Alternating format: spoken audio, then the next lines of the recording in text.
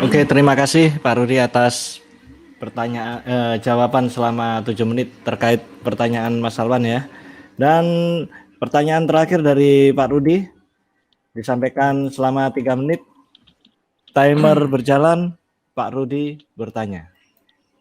Oke, saya bertanya. Tadi Anda sudah mengeluarkan surah 7 ayat 157. Saya tidak sependapat dengan Anda bahwa Nabi Muhammad itu buta huruf, tidak bisa baca tulis. Saya tidak sependapat. Nabi Muhammad adalah nabi yang cerdas.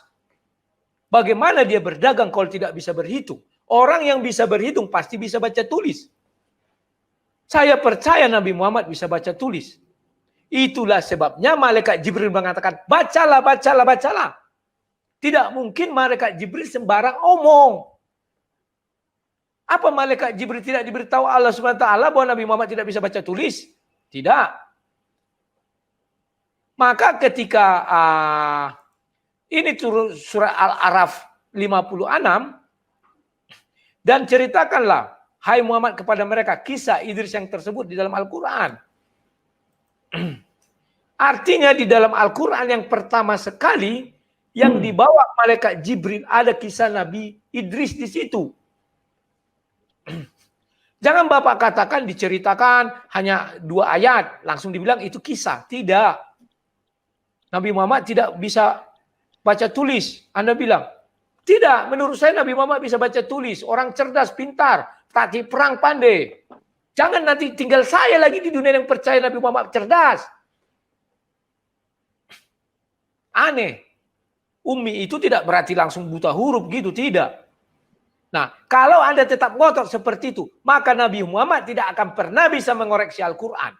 Sekalipun diceritakan kepada sahabat, sahabat menulis, tidak bisa dibacanya. Bukan saya yang membuat dia menjadi begitu. Anda sendiri tidak percaya Nabi Muhammad bisa baca tulis. Kalau saya katakan bisa, maka dari itu Anda percaya Al-Quran itu terjaga. Karena Nabi Muhammad mengoreksi. Setiap apa yang diucapkannya ditulis oleh tangan sahabat-sahabat. Dan Nabi Muhammad tidak cukup hanya bacakan. Dibacakan orang itu, oh bagus-bagus sudah. Tidak, itu belum valid. Karena banyak kepentingan manusia-manusia ini bisa jadi isinya lain. Maka dia harus membaca. Nabi membaca. Itulah sebabnya Anda bisa mengatakan terjaga. Tapi kalau Anda bilang Nabi Muhammad buta huruf, saya tidak percaya itu terjaga. Jadi tolong ceritakan kemana kisah Nabi Idris yang ada itu. Itu di varian lama yang dibawa Jibril.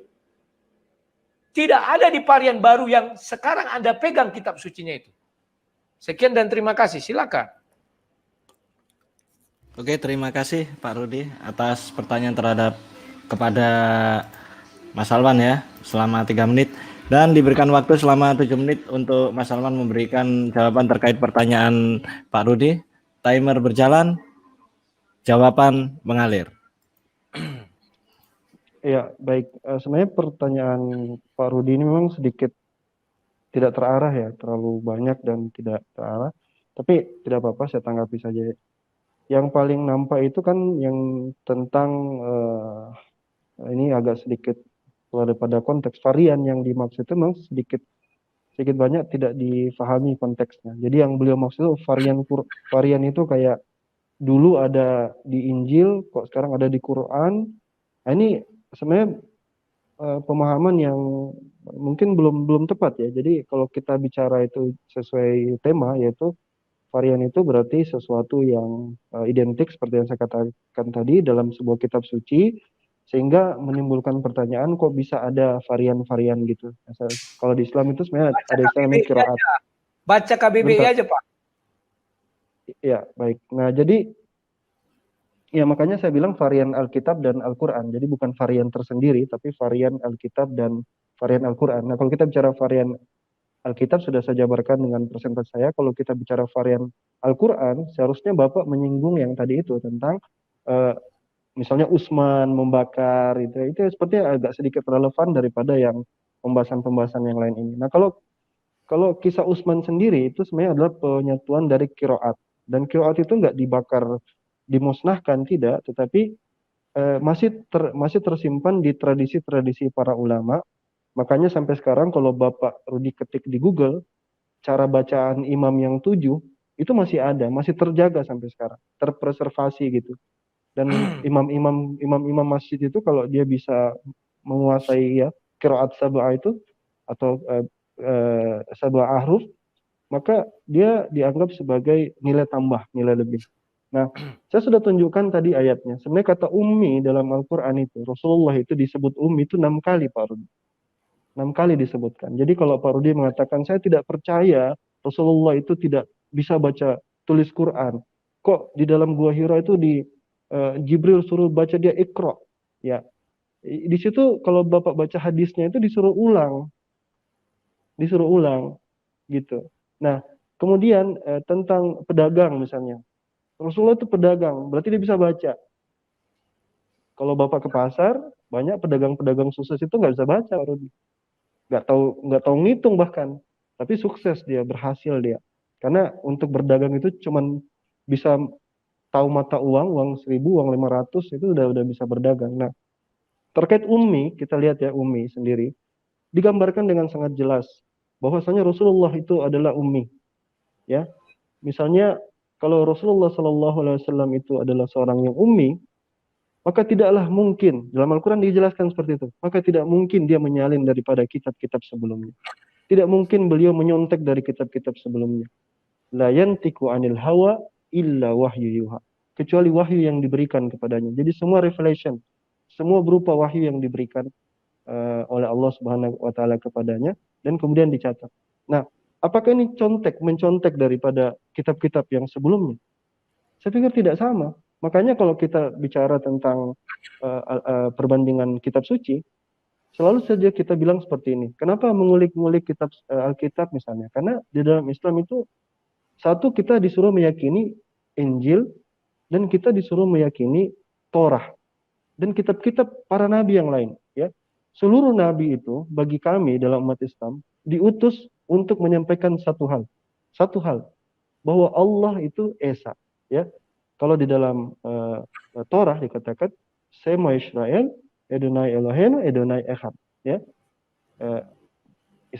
wahai Israel, Tuhan kita itu satu, Tuhan kita itu satu ya, Echad. Dan dalam Al-Quran katakan Kul huwallahu ahad. Sama. Katakanlah bahwa Allah itu Tuhan yang satu. Dan pesan ini dibawa oleh seluruh para nabi. Itu juga masuk dalam hukum yang pertama dari 10 hukum Torah. Pesannya yang selaras dari zaman ke zaman itulah yang dibawa sampai ke sekarang ini. Bahwasanya Allah Subhanahu wa taala mengutus para nabi ke seluruh penjuru. Ya, setiap kaum diutus para nabi.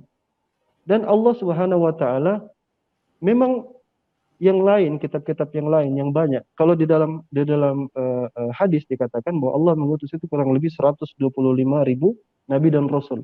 Di dalam Al-Quran cuma ada 25 nabi dan rasul, tapi dalam hadis dikatakan ada 125.000 nabi dan rasul yang diutus ke seluruh penjuru bumi. Kita bayangkan kalau semuanya mau terjaga, ya, mau dicari kodeksnya. Seperti saya ulangi lagi bahwasanya Allah mendesain mereka itu diutus untuk kaumnya. Nabi Isa diutus untuk kaumnya, Nabi Musa diutus untuk kaumnya. Makanya Al-Quran itulah yang dikatakan linnas, hudal linnas, petunjuk bagi manusia. Al-Quran itu hudal linnas, petunjuk bagi manusia. Dalam ayat itu selalu dikatakan, ya ayuhan nas. Bahkan di dalam surat An-Nas, di manusia dikatakan, kul, katakanlah, a'udzu birabbin nas. Aku berlindung dari Tuhannya manusia. Jadi konteks global inilah yang dibawa Quran, pesan inilah yang dibawa Quran, sehingga itu yang membuat Al-Quran ini harus terpreservasi, harus terjaga. Dan pesan paling penting dari semua itu, ya, pesan paling penting dari semua itu, pesan dari para nabi dan para rasul semuanya adalah ilahukum ilahun wahid. Tuhanmu itu adalah Esa, Tuhan yang satu.